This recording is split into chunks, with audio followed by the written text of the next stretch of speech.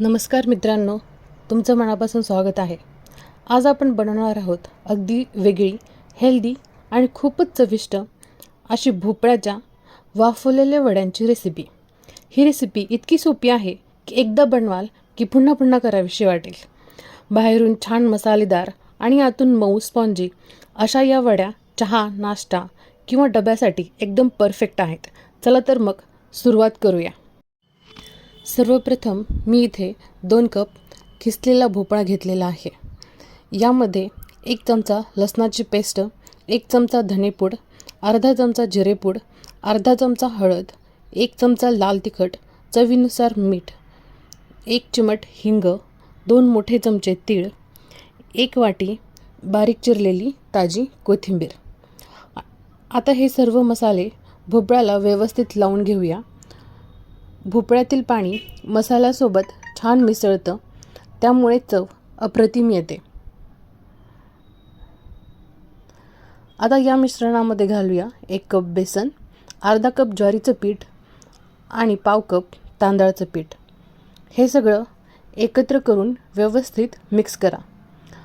आवश्यकतेनुसार पाणी घाला. मला जवळपास अर्धा कप पाणी लागलं आहे.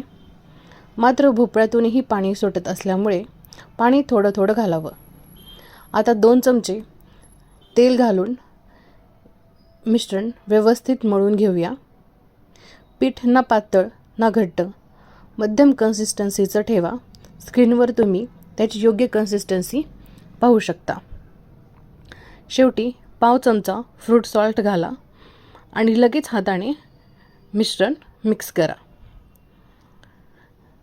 इथे मी 1 प्लेट आधीच तेल लावून तयार ठेवली आहे.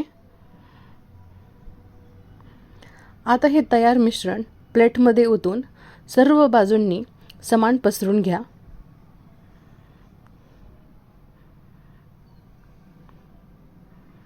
प्लेटमध्ये हे मिश्रण व्यवस्थित सगळ्या बाजूंनी व्यवस्थित असं पसरून घ्यायचं आहे. इथे ज्या प्लेटच्या कडा आहे त्यांनाही मी व्यवस्थित इथे तेल लावून घेतलेलं आहे, जेणेकरून आपल्या वड्या तयार झाल्यानंतर त्या व्यवस्थित साईडून व्यवस्थित सुटतील, त्या कडांना चिकटून नाहीत राहणार. इथे मी वरून तीळ भुरभुरले आहेत. इथे या स्टीमरमध्ये पाणी उकळलेलं आहे. पाणी उकळल्यानंतरच वरून आपल्याला ही प्लेट सेट करायची आहे. इथे आता स्टीमरला झाकण लावलेलं आहे आणि एक जवळपास 10 मिनटे इथे मी वड्या वाफवून घेतलेल्या आहेत. तुम्ही बघू शकता वड्या व्यवस्थित ह्या फुगलेल्या आहेत. हाताला पीठ अजिबात चिकटत नाही आहे. हे थोडं गार झालं की आपल्या आवडीच्या आकारात वड्या कापून घ्या. इथे मी थोड्या लांब आकाराच्या वड्या कापल्या आहेत. तुम्ही पाहू शकता किती सुंदर आणि स्पॉन्जीस टेक्स्चर आलेलं आहे. आता आपण फोडणी तयार करूया. आता या वड्यांना आणखी चविष्ट बनवण्यासाठी तयार करूया झणझणीत फोडणी. पॅनमध्ये तेल गरम करून घ्या. त्यामध्ये मोहरी, जिरे, तीळ, कढीपत्ता घाला.